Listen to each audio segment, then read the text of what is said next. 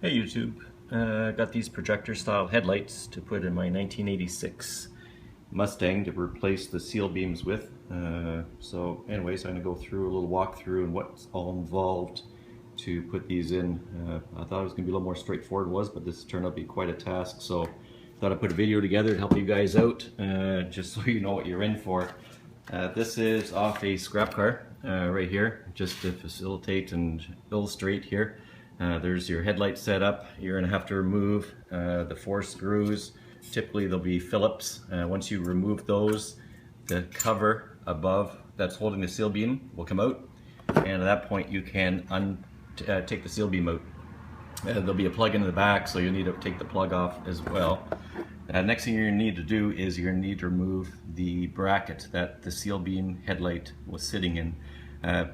Not too bad to do. There's a spring on the bottom corner here that all you need to do is you're going to need a screwdriver for this. I've already detached mine from behind, so it's easier for me to do.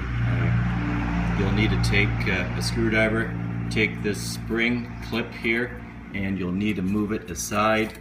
And once you get that spring moved aside, this bracket here can come right out on the left side. Just slide her down to the left, and the top part of the bracket should come down, and you should be able to remove that. And that's what you need to do to remove the bracket. Again, here's just an idea what that spring looks like that you're not be pulling off. That spring actually sits in behind here, latches onto a hole. So there's a chance that when you release that, that spring may go flying through the hole, so you may have to go fishing for it afterwards. But anyways, there's what that spring looks like when it gets out. Now, problem you're gonna run into, as I ran into, this headlight does not fit into the bracket. Not even close.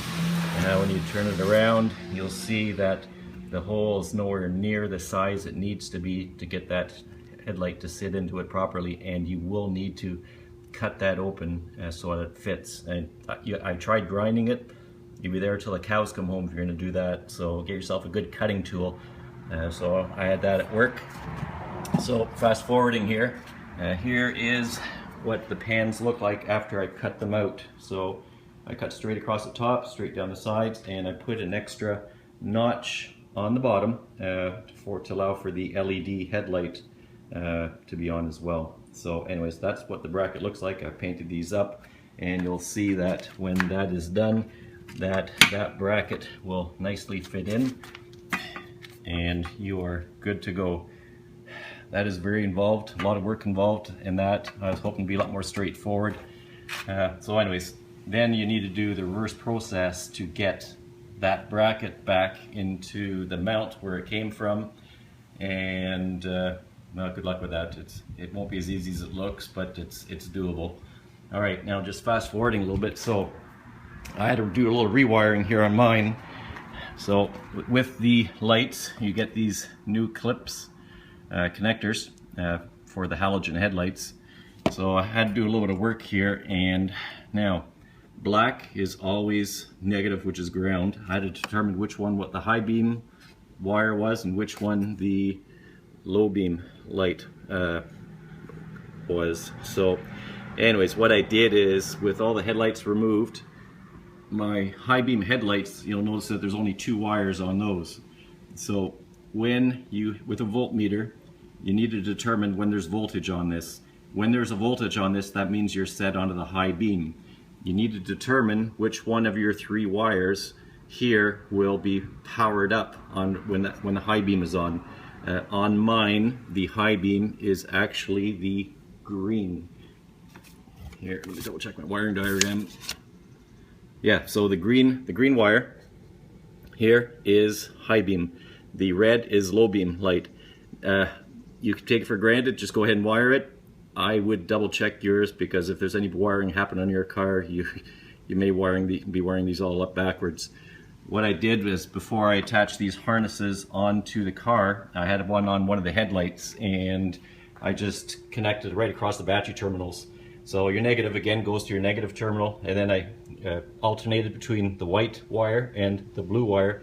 Went back and forth with them a couple times to determine which color of the wire for the harness was actually the high beam. So once I determined that on this harness here, that the blue is actually the high beam. You know that white is the low beam then. Your black is going to be your common. So connect your blacks together, and here in my case the green is the high beam. Let me get you in here. Not a little light here. Let's see if I get a little light here for you. Alright, so the blue wire is connected to my green, which is the high beam. My white wire is connected to the red, which is the low beam. If you're colorblind, you're gonna have to get yourself a neighbor to help you out. So anyways, so I got the harnesses in here. On the high beams, only 2 wires are connected. So obviously you do not connect the low beam wire. You're gonna need to connect the black to the common, which will be black. And in this case here, the high beam was green. So the green is connected to the blue, which is the same color sequence that I have for the outside lights. So I actually soldered my connections together and put heat shrink and then taped over the heat shrink. And what I'm going to do after I do the individuals, I actually bundle them all together like I do over here. It just helps give the wire bundle a little more strength, avoid them coming apart, avoiding the moisture from getting in there. You can use those crimp-on connectors. Don't suggest it. Because one of these days it'll be raining out, you'll be driving home and you don't want to lose your headlights. Do it right, take the time. And I also took the time on my car here to paint the headlight brackets around. I got some Duplicolor paint. The old brackets, or the old part of the car there where the headlights sit in, was so badly faded the yellow rubber was showing through, so I painted those. So take the time to do all that ahead of time, so before you put your lights back together. So I painted all my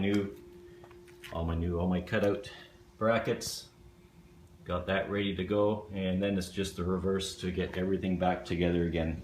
Total amount of time spent so far, I've been at this about 6 hours today, not including time to cut out those seats where the headlights sit in. So anyways, I hope this helps a little bit. You know a little bit what you're into. I thought I was just going to be able to buy these lights and swap them out in 20 minutes and be done. There's a lot of work involved with this, and on top of that, on these new lights, there is a additional LED wire on the bottom. When you get it, power it up on the battery, and you'll get an idea of what the thing looks like powered up. I don't know if I can do this one-handed here. Looks kind of sharp. No, can't do it. All right. Anyways, power it up and take a look, see what it looks like. It looks really cool. So I'm going to be running an extra set of wires to the front to power up all 4 headlights, so that I can run with these LEDs as running lights during the day, or whenever you want to kind of dress her up a little bit. Anyways, I'll do that and I'll add that onto the video, and we'll see you shortly. Okay, so I'm slowly starting to put things back together here. Just a couple notes. I found a tool here. Actually, my daughter just bought a trampoline this summer, so I have a handle with a hook on the end. You'll find that very handy for when you're putting these mounts for the lights back in. After you get the brackets in there, you need to pull that spring back and out. So I'm finding that this tool here works pretty good for fishing underneath and pulling the spring out and over and latching it back on again. So you may want to find yourself something, or make yourself something out of a good stiff coat hanger or some wire you got around the house to bring that spring around. So I've got the connections here for the LED running lights, and just a note on that: when you buy these units, they come with the negative ground here comes with an eyelet connector. The problem with that is if you're going to use an eyelet connector, you're going to have a hard time getting this light out quickly or easily. So what I've done is I cut the terminals, wires off, the ends off that come with the light bulbs, and I put some quick connects on to make it a little easier to remove the lights in the future. So anyways, slowly putting this thing back together. Here's a little peek of where we're at right now. As soon as that is done, I can plug this in, and I think we're pretty well ready to go. One additional item I ran across on this is when the light is seated in the bracket where it goes in, what's going to happen here is, because these new units are considerable thicker, by the time you get the bracket on that you screwed or coat the light bulb in, there is a larger gap now between the bracket. Oh, I'm going to upside down here. So you got the face plates, you got the back bracket. There's actually a larger gap in here now. So the screws that you have in there initially will probably be too short. You might be able to just to squeeze them in there if you're lucky. And what I did is I got some 1-inch 832 screws. So the thread on these is 832, and I got some 1-inch ones, so that should make life considerably easier to get these units in as well. So another obstacle I'll hit along the path here, and back at you shortly. Okay, so I got the one side completed. I got the lights back in. This is what they look like mounted. Just something to make note of before you even put the brackets in where the lights sit in. Good idea to check, make sure that they're not stripped, and that when you go to put these screws in, that you actually got some good threaded section to screw into. I had a couple here that I think when I removed them because of the rust that was on it, there's actually nothing there to screw back into. So another additional thing that we ran into. So there's the one side. Another item to make note of while you're putting these back in is when you're doing your wiring harnesses, try to keep them as short as possible because of the depth of these bulbs. If you have a lot of wiring in here, when you go to put it in, if there's any bend at all in the wire, they will actually block the light from going in. You're not going to have enough room. So keep your wiring harnesses nice and short. And when you do put your lights in, it's probably not a bad idea either. So just after you come connected, push the wire back in the hole as far as you can before you put them in. Or if you even have access to the back side, just kind of pull the wires through just to make sure that you're not pinching any wires, because these things probably do get fairly hot when they do get running. And one of the things I did notice on AmericanMuscle.com, there was one comment in there about these lights that on low beam you could barely see. Well, I had my standard beams on earlier, and I had one of these on the same time as well, both on low beam. And these things on low beam are about half the intensity of a normal seal beam light. So they are on low beam, they're not very bright at all. The high beams seem to be not bad, but on low beam there could be a problem there at night driving. Considering I do most of my driving during the day and only on weekends with the car, it's not a big issue for me. But if you're driving your car every day, and if you're driving at night especially, you may want to think twice about that. So another item to add to your list of things to watch for. Alright, so headlights are installed, and I just turned the LEDs on right now so you can see what they look like in case you decide to wire them in. So they have a nice blue tinge to them, so for me, because the car is blue, and it's gonna look really cool. So anyways, there's an idea for the LEDs. You'll find some instructions out there that they'll tell people just to connect them in with the headlights. So the only time that the running lights will be on is when the headlights are on, but I'd rather just have the running lights on periodically with the LEDs. So anyways, there it is. That's what they look like.